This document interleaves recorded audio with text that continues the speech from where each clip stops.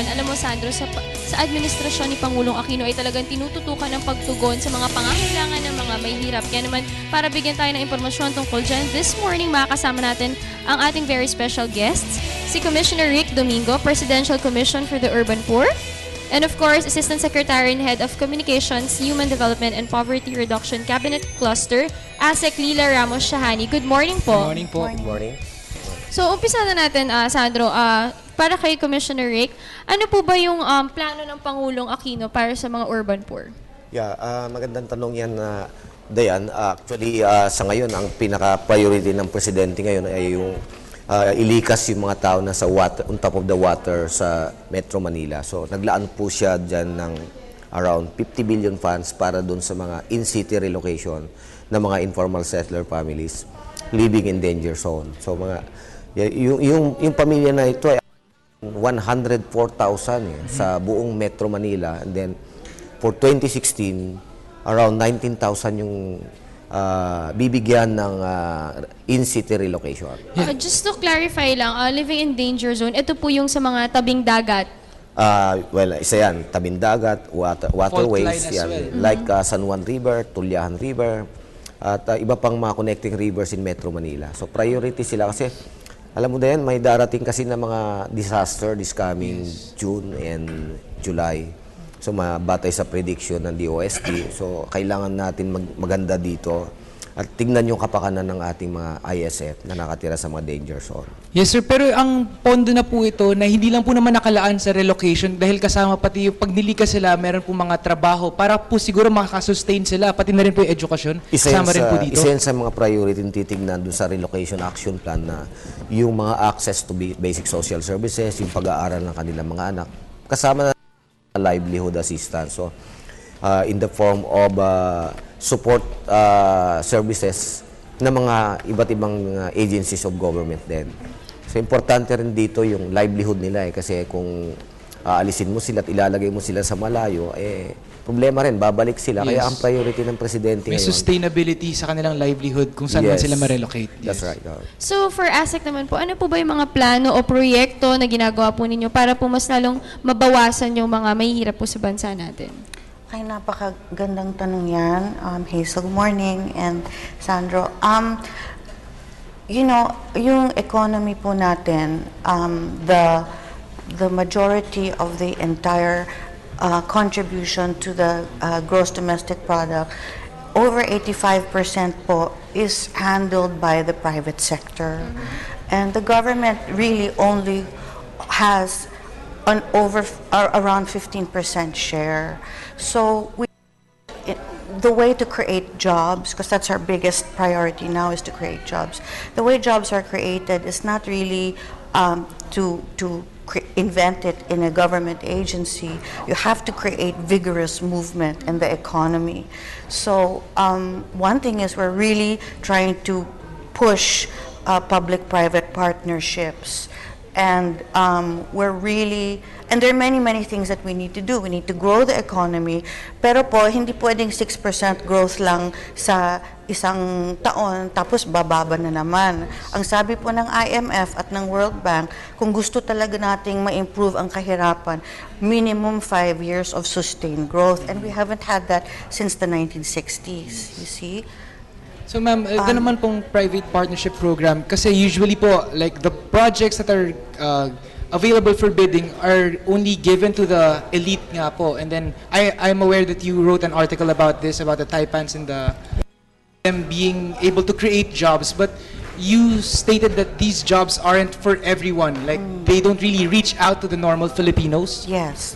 Alam nyo, it's really a source of concern because if you study the different Asian countries and you say, why are we like this and why are they like that, right? In very simple terms, manufacturing has a lot to do with it.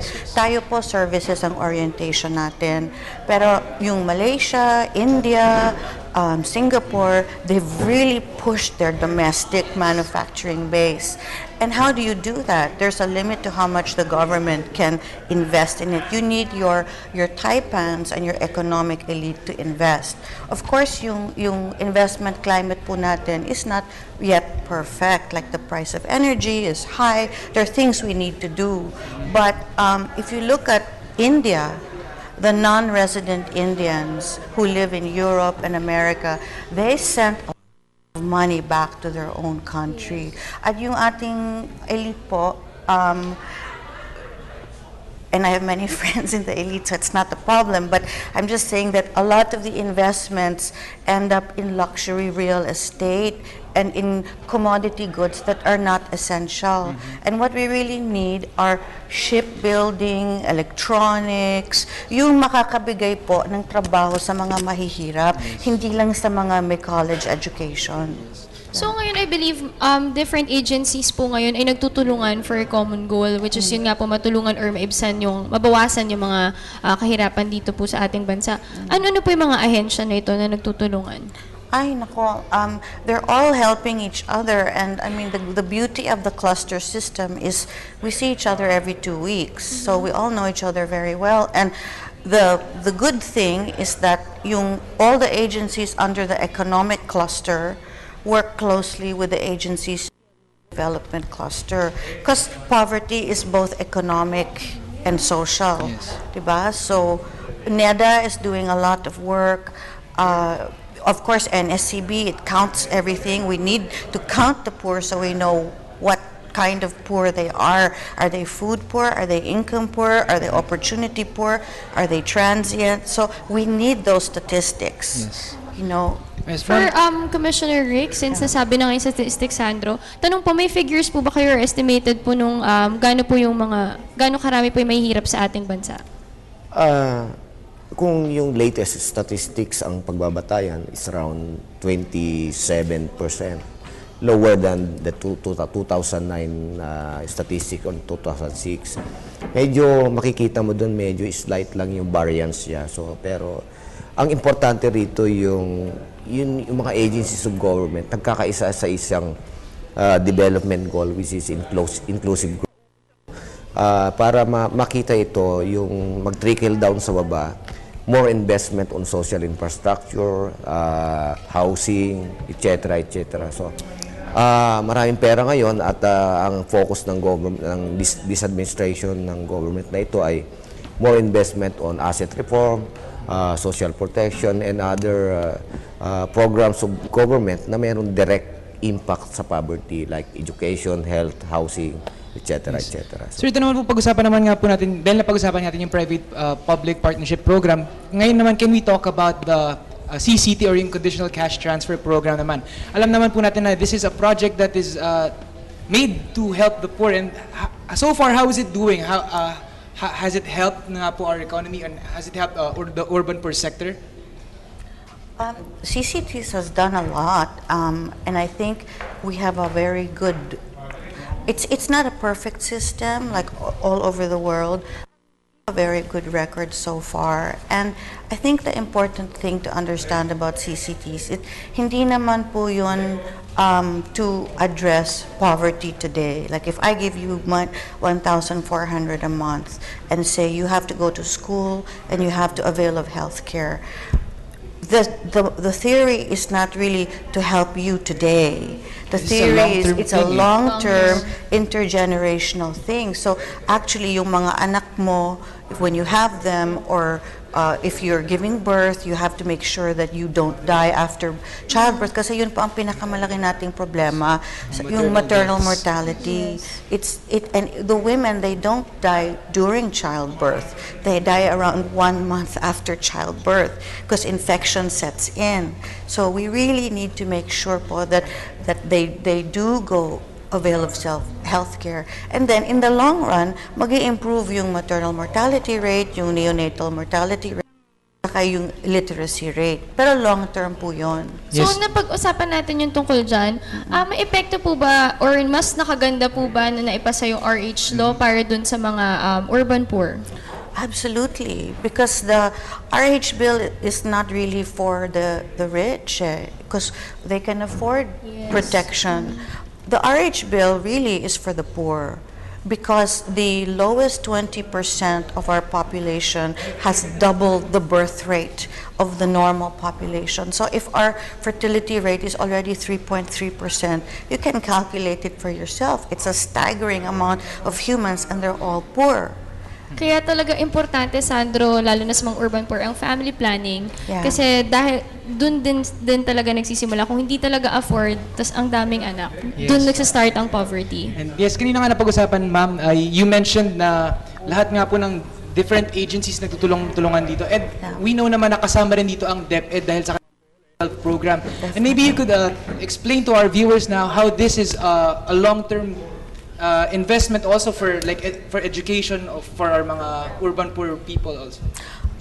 Well, it's very important because internationally, meron ng mga rules yan. Like, in countries like Canada, in the US, in Asia, if you want to hire somebody at sinabi mong K-10 lang ang natapos niya, mababa ang chances niya for na employment hire. You see? So, once your country is labeled as a K-10 country, medyo may problema. Ngayon, pag 12 years na, definitely, we will be a lot more competitive internationally. Meron na tayong global standard. Yes. Nakikisa na tayo sa mga qualifications ng mga ibang bansa para rin sa employment.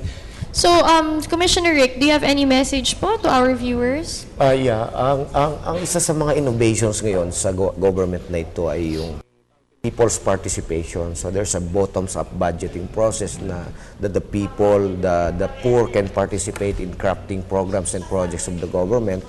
Ito yung mga innovations ngayon. So, and the government invests a lot of money dun sa mga programs na ito. Hindi lamang top-down yung ating approach. So we see to it na nanggagaling sa mga real needs and aspirations of the people yung kailangan talaga. Hindi yung dating supply-driven na ito kailangan nyo. Bahala kayo dito. Ngayon, iba na. So nagbago na yon. So the people's participation ay malakas ngayon sa government na ito. Yes. Ito naman po, ma'am, nakita nga po natin kanina, finlash po sa screen natin yung boses ng pagbabago. So these are the stories, parang yung mga voice nga po ng urban poor and how, kumbaga, they are success stories. Ma'am, do you want to talk more about this po? Sure. Kasi merong problema na yung mga mahihirap, we tend to dehumanize them. We tend on them, but not just socioeconomically, but psychologically. There is this idea that somehow we're superior to them.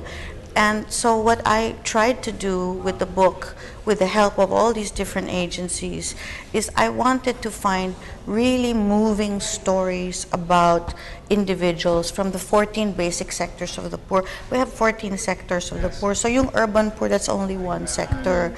So merong mga success stories of people who were helped by government but who also helped themselves, and that's very important. And we thought it's something that other people who are in the same position might want to emulate, kasi hindi naman sila kinakaawaan, at saka yung stereotype na tamad sila o madumi sila, it's not really true from all the people I've worked with.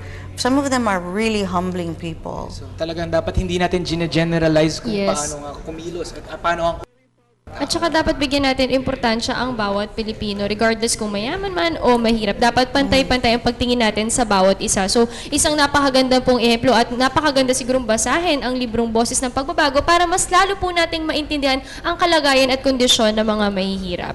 And of course, Asec, do you have any last message to our viewers?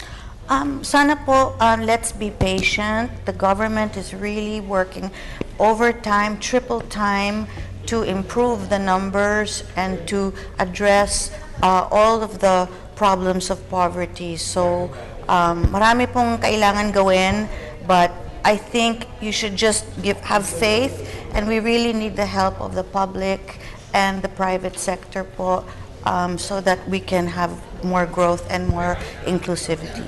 Thank you so much. Thank you po. Thank you That for your time was this morning. Commissioner Rick Domingo and Asec Lila Ramos Shahani. Thank you po. Thank you very so much, much. Dayan, and Salamat.